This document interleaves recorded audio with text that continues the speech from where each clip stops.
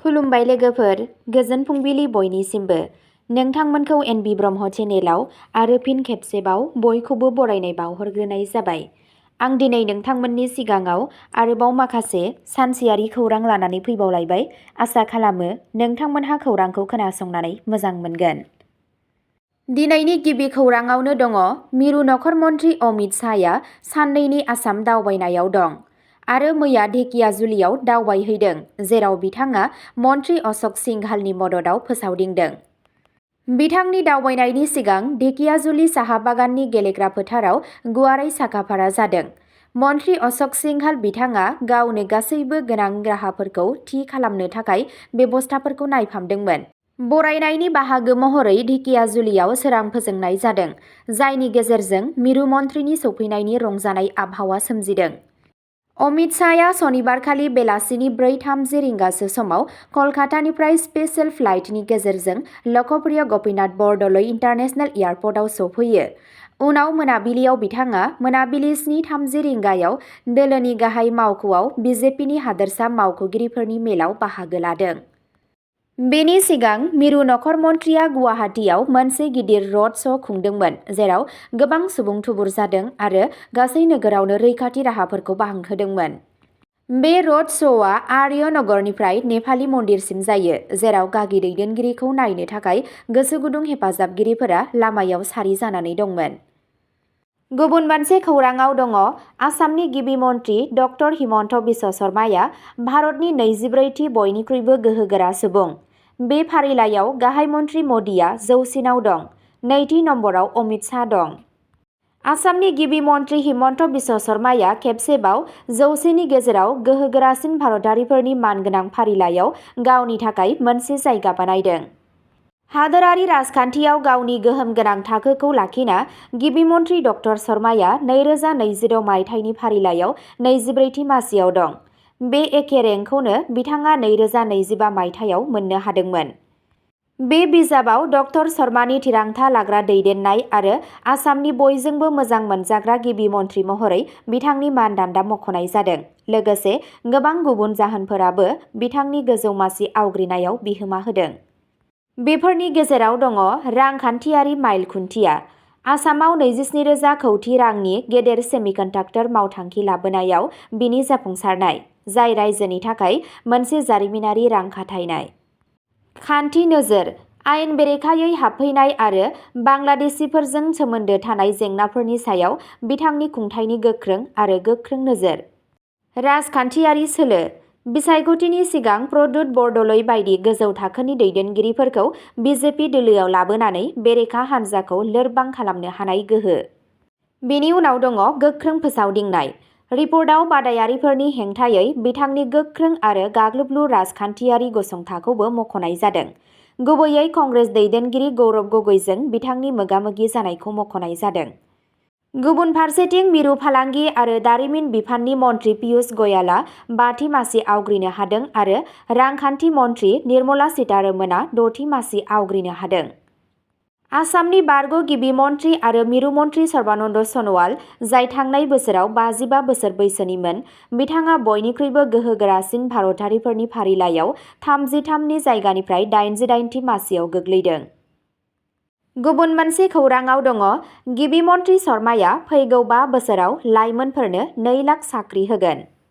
29 March रबिबारखालि बकाजान आरो डिपुआव जानाय गिदिर बिसायख'थि हान्जाफोरखौ नोजोर होनानै गिबि मन्त्रि ड शर्मा बिथाङा बुङो दि बिथांनि सरकारा 2021 मायथाइयाव खुंथायाव फैनायनि उनाव हादोरसानि लेखा गोरों बेखारफोरखौ 1 लाख सोरखारि साख्रि होगोन होनना खोथा होदों, नाथाय बिथाङा 1.6 लाखनिबो बांसिन बिजाथिफोरनो साख्रि होनानै जोबोद सिगांलांदों। बिथाङा बे बाराव 2 लाख सोरखारि साख्रि होगोन होनना खोथा होनानै बुङो दि सोलोंथाइ बिथिङाव 75,000 लांदां मासिफोर सोरजिनाय जागोन। हादोरसा पुलिस हान्जायाव 25,000 गोदान लांदां मासिफोर सोरजिनाय जागोन। दिनै आं समायखिरा लाबाय दि जुदि एनडिएआ गोहोआव फैयो अब्ला जों फैगौ 5 बोसोराव लाइमोनफोरनो 2 लाख साख्रि होगोन होनना गिबि मन्त्रि ड शर्मा बिथाङा बुङो। डक्टर शर्मा बिथाङा बेखौबो मिथिहोयो दि जाय आइजो मुलाम्फा मोनग्राफोरा गिबि महिला उद्यमिता अभियाननि सिङाव साफ्रोमबो 10,000 रां मोनदोंमोन, बिथांमोनहा फैगौ समाव 25,000 रां मोनगोन। फारसेथिं 10 लाख खामानि गैजायै लाइमोनफोरा फालांगियारि खामानि मावनो थाखाय 2 लाख रां मोनगोन। गुबुन मोनसे खौराङाव दङ, आसामनि सासे 6 बोसोर बैसोनि हिन्जावसाखौ बेंगलुरुनि बाहेरायाव सन्देहगोनां थासारियाव गोथै सह' मोननाय जादों। भुगिनांनाय हिन्जावसाया आसामनि सासे हायुं बारलांग्रा मावथिनि फिसाजो। गावनि बिमा-बिफाजों लोगोसे इलेक्ट्रनिक सिटी पुलिस थानानि सिङाव थानाय बिट्टासान्द्रानि साखाथियाव मोनसे अरायथा नङै थाग्रा खुलियाव थायोमोन। आथोनारि दायनिफ्राय गथ'साफोरनि रैखाथि पक्स' आयेनजों लोगोसे आयेननि सोमोन्दो गोनां दफाफोरनि सिङाव केस होनाय जादों आरो दायनिगिरिफोरखौ सिनायथिनो आरो हमनो थाखाय जर'खा हानजा दानाय जादों। पुलिसआ फोरमायनाय बादिब्ला बृहस्पतिबारखालि बेलासियाव गथ'आ गावनि न'नि साखाथियाव गेलेबाय थानाय समाव गोमादों। बिखौ नागिरनायाव फेलें जानायनि उनाव नखरनि सुबुंफोरा शुक्रबाराव गोमानायनि रिपर्ट होयो। बेनि उनाव नागिरनाय समाव बिथांनि गोथै सह'खौ इलेक्ट्रनिक सिटी साखाथियाव थानाय बलुगुड्डा ओनसोलनि नीलगिरि बागानाव मोन्नाय जादों। थैनायनि गुबै जाहोनखौ दासिमबो मिथिनो मोननाय जायाखै। पस्टमर्टेम आनजादनि उनावसो रोखा खालामनाय जागोन।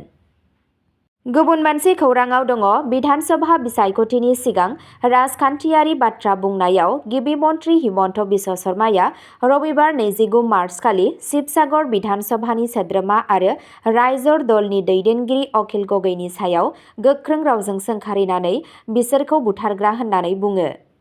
कार्बि आंलंआव मोनसे बिसायख'थि रेलियाव बिबुंथि होनायनि उनाव खौरांगिरिफोरनि सिगाङाव गिबि मन्थ्रि डक्टर शर्मा बिथाङा अजद होयो दि गगৈ बिथाङा प्रणब बर'नि बुथारनायनि थाखाय दायनिगिरि। 43 बोसोर बैसोनि प्रणब बर'आ 24 फेब्रुआरि 2014 आव अखिल गगैनि दैदेननाय कृषक मुक्ति संग्राम समिति (KMSS) नि बानजायनायाव खुंनाय मोनसे हेंथा दिन्थिफुंनायनि समाव दिसपुराव आसाम सेक्रेटारियेटनि मोखाङाव गावखौ फोथैना लादोंमोन। KMSS आ आसामनि राजथावनि आरो बेनि खाथि-खाला थानाय 85,000 नखरफोरनि थाखाय हानि मोनथाय दाबिनानै आत्मदाह खालामनायनि हुमखि होदोंमोन आरो बे धर्ना होनाय हाबाफारि लादोंमोन। बे समाव बर'आ गावखौ सावना लादों आरो गोब्राबै खामग्लिनानै जिउ गोमादों। गिबि मन्थ्रिनि बिबुंथिया शिबसागरनि बिजेपि दोलोनि बिजाथि कुशल दवारीनि सायाव अखिल गगैनि गाग्लोबनायनि उनाव फैदों, जायखौ बिथाङा आयेन बेरेखा आलफानिफ्राय गावखौ गथायनायनि उनाव बुथारनायनि अजद होदों। गिबि मन्थ्रिया बुंदों, कुशाल दवारीखौ खनले-खनले गाग्लोबनानै अखिल गगैआ डेमौनि मानसिफोरखौ लाजिफोनांगासिनो, जायफोरा सिगां खेबनै दवारीखौ गावनि MLA महरै सायख'खांबाय। जोबथा खौराङाव दङ, गलाघाटआव मटर साइकेलजों मोगा-मोगि सौग्रावलायनायाव 2 सुबुंनि जिउ खहा, 2 गोब्राबै जोखोम। रबिबार 29 मार्चखालि गलाघाटनि साइमारा बाइपासआव मोनसे गिख्रंथाव लामा जाब्रबथायनि उनाव 2 सुबुंनि जिउ खहा, 2 गोब्राबै जोखोम जायो।